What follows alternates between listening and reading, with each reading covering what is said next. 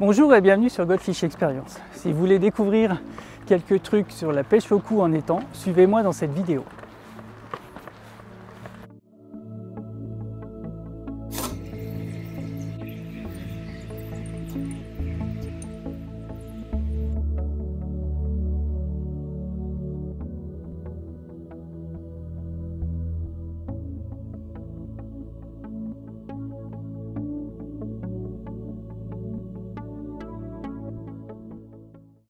Quand j'utilise du maïs à la pêche, j'aime bien le rincer. Ça évite d'avoir après les doigts qui collent et de rendre toutes mes affaires poisseuses. Donc pour ça, j'utilise une passoire. Déjà, j'élimine le jus qu'il y a dans la boîte. Et j'ai plus qu'à le rincer.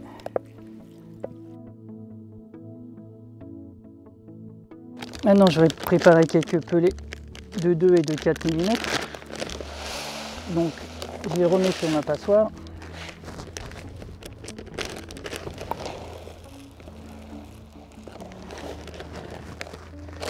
Le fait de les imprégner d'eau, ils vont couler et ils ne flotteront pas à la surface. Ça ne dispersera pas le poisson. Donc là, je m'assure que il y a de l'eau partout, qu'il n'y ait plus d'air dedans. Voilà, et ça, je le laisse s'imprégner. Après, j'aurai plus qu'à éliminer l'eau et les pelettes seront plus tendres et surtout ils couleront. Je vais préparer quelques pelets expanders. Donc là, j'ai des pelets dans ma pompe. Je remplis la pompe avec de l'eau.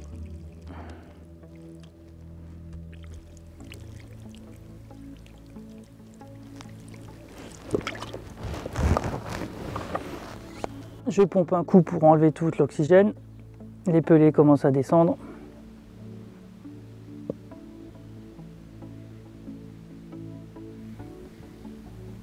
Je vais les laisser quelques minutes et ensuite je les mettrai dans une boîte.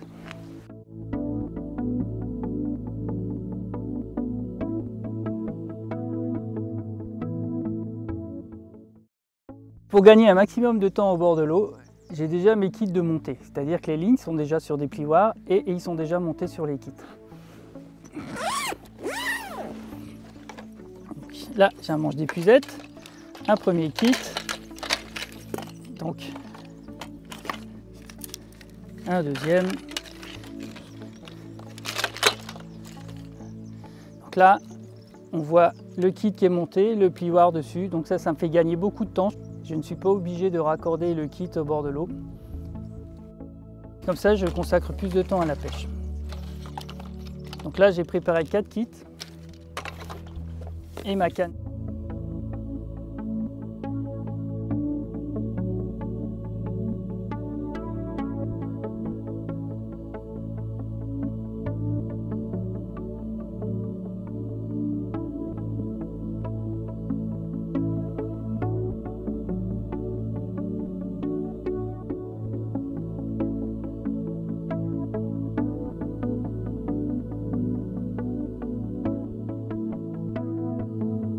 Aujourd'hui, j'ai la chance d'être invité sur ce petit étang du Sungo. Sa population est composée en majorité de petits gardons. Il y a aussi des carpes de 200 à 500 grammes, voire 1 kg, et quelques pièces de 6 kg. Pour ça, j'ai prévu différentes lignes et différentes zèches. Allez, je vous propose de voir ça ensemble. Je vais commencer par ma ligne à petits poissons. Donc là, j'ai quand même un élastique creux. C'est celui que je vous ai présenté dans la vidéo sur comment monter un kit. Donc là, j'ai une bannière quand même assez longue. Un flotteur effilé, mais quand même avec une antenne creuse. De toute façon, je ne vais pas pêcher au verre de vase, je n'ai pas besoin d'une antenne super sensible. Donc là, j'ai une antenne creuse qui sera parfaite pour pêcher avec des gosières. Donc là, le corps de ligne est en 12 centièmes. J'ai une plombée relativement basse que j'ajusterai en fonction des touches.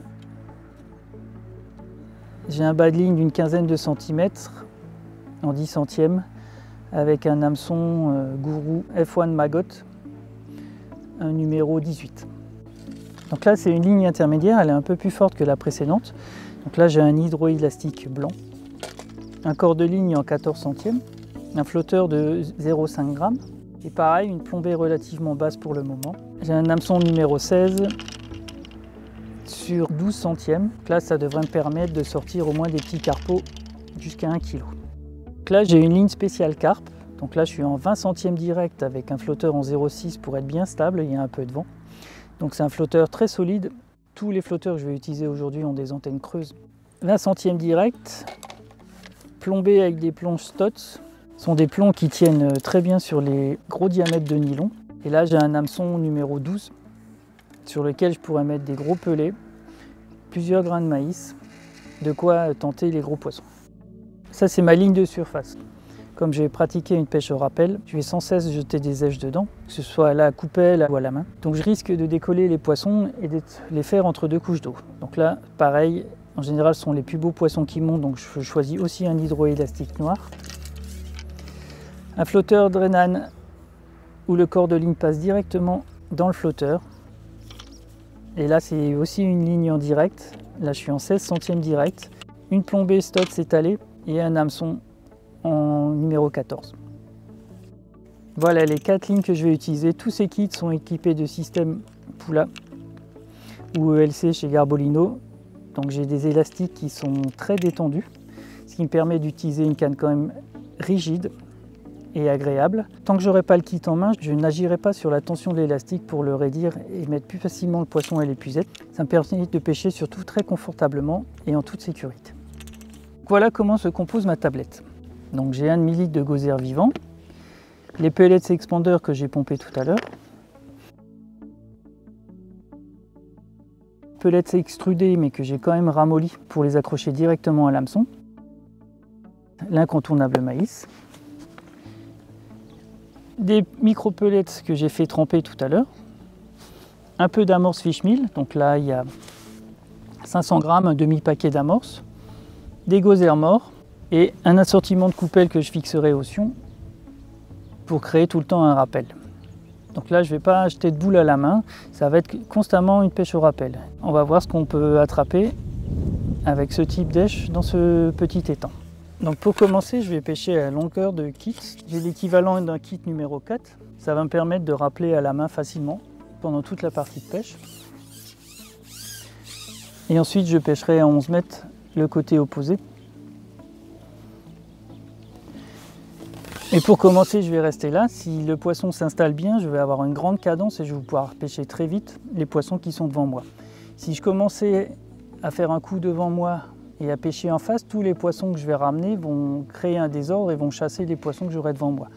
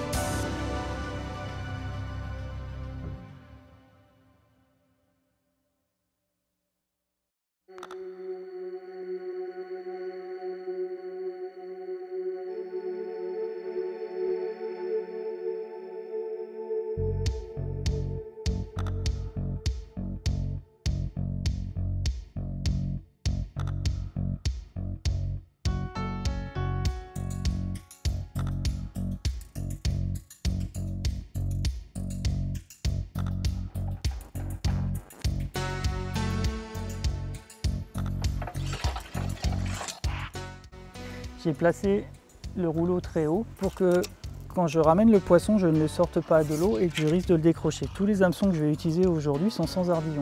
Donc pour ça, il me faut un rouleau qui monte assez haut pour garder la pointe de la canne à la surface de l'eau.